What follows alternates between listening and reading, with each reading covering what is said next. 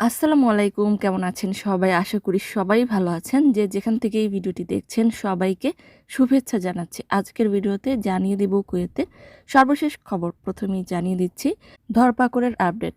কুয়েতের স্বরাষ্ট্র মন্ত্রণালয় সূত্র প্রকাশ করেছে যে কুয়েতের আন্তর্জাতিক বিমানবন্দরে ৩,৪৫৮টি মাদকদ্রব্য সহ একজন গৃহকর্মীকে গ্রেফতার করা হয়েছে।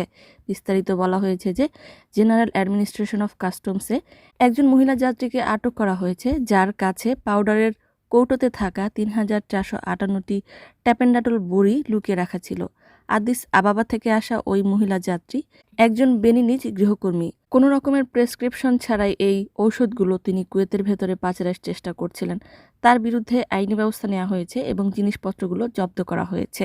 স্বরাষ্ট্র মন্ত্রণালয় কুয়েতে বসবাসরত নাগরিক এবং প্রবাসীদেরকে ভ্রমণের ক্ষেত্রে গুরুতর আইনি ঝামেলা এড়াতে বেশ কিছু গুরুত্বপূর্ণ পরামর্শ দিয়েছেন। সেগুলো হলো যে আপনার কাছে থাকা অফিসিয়াল প্রেসক্রিপশন না থাকলে পরিমাণ যাই হোক না কেন কোনো ঔষধ বা নিষিদ্ধ পদার্থ বহন করবেন না। কারোর জন্য জিনিসপত্র বহন করতে রাজি হবেন না, এমনকি আত্মীয় স্বজন বা বন্ধু বান্ধবের ক্ষেত্রেও তাদের ব্যাপারে সম্পূর্ণরূপে না জেনে। ভ্রমণের আগে আপনার লাগেজ ভালোভাবে পরীক্ষা করুন এবং কখনোই এটিকে অযত্নে ফেলে রাখবেন না। আপনি যে দেশে ভ্রমণ করছেন সেই দেশের আইন সম্পর্কে নিজেকে পরিচিত করুন, কারণ কিছু দেশে অত্যন্ত কঠোর শাস্তি প্রযোজ্য। সঠিক চিকিৎসা সংক্রান্ত কাগজপত্র সহ ওষুধগুলোকে তাদের আসল প্যাকেজিংয়ে রাখুন। মনে রাখবেন, আইনের অজ্ঞতা কোনো দেশেই অজুহাত হিসেবে গ্রহণযোগ্যতা পায় না।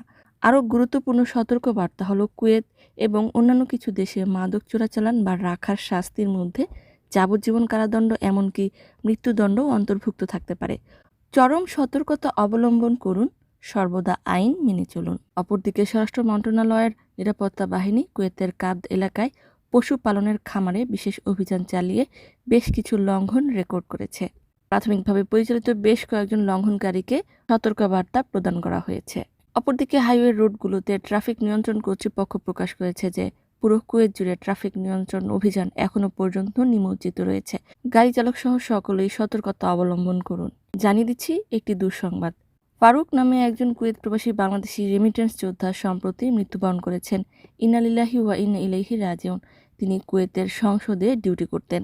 আল্লাহ পাক তাকে জান্নাতুল ফিরদাউস দান করুন। জানিয়ে দিচ্ছি কয়েকটি কমেন্টের উত্তর।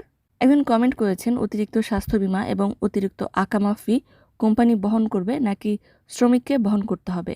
এর উত্তর হলো যে কোম্পানি সঠিক উত্তরটি দিতে পারবে, কেননা এক এক কোম্পানির ক্ষেত্রে এক এক নিয়ম প্রযোজ্য। একজন কমেন্ট করেছেন, শন ভিসাধারী এক্সিট পেপার বা ক্রুজ পেপার ছাড়া কুয়েত থেকে বাইরে যেতে পারবে কিনা বা ভ্রমণ করতে পারবে কিনা? উত্তর হলো যে সাহিল অ্যাপসের মাধ্যমে এক্সিট পেপারের জন্য অ্যাপ্লিকেশন করা যায়, তবে কর্তৃপক্ষ কর্তৃক সেটি অ্যাপ্রুভ হতে হয়। তাই কর্তৃপক্ষের অবশ্যই প্রয়োজন রয়েছে। একা একা বা নিজে নিজে এটি ওঠানো যায় না। আরেকটি কমেন্ট হলো, 6 মাসের পাসপোর্টের মেয়াদ থাকলে 1 বছরের আকামা নবায়ন করা যাবে কিনা? নতুন নিয়ম অনুযায়ী এটি অ্যাপ্রুভ করা হয়েছে। পাসপোর্টের মেয়াদ 6 মাস থাকলে আকামা নবায়ন করা যাবে, তবে এখনও কিছু কিছু ক্ষেত্রে এটি বাস্তবায়িত হচ্ছে না, তাই অপেক্ষা করতে হবে। সম্মানিত ভিউয়ার্স, আজকের মতো এই ছিল আপডেট। পুরো ভিডিওটি দেখার জন্য ধন্যবাদ। ভিডিওটি ভালো লাগলে লাইক, কমেন্ট, শেয়ার করবেন। ভিডিও রিলেটেড কোনো প্রশ্ন থাকলে কমেন্ট করবেন। ইউটিউব চ্যানেলে নতুন হয়ে থাকলে সাবস্ক্রাইব করে দিবেন। যারা পূর্বে করেছেন সবাইকে ধন্যবাদ। ফেসবুক পেজে নতুন হয়ে থাকলে লাইক এবং ফলো করবেন। যারা পূর্বে করেছেন সবাইকে ধন্যবাদ। আজকের মতো বিদায়। আল্লাহ হাফেজ।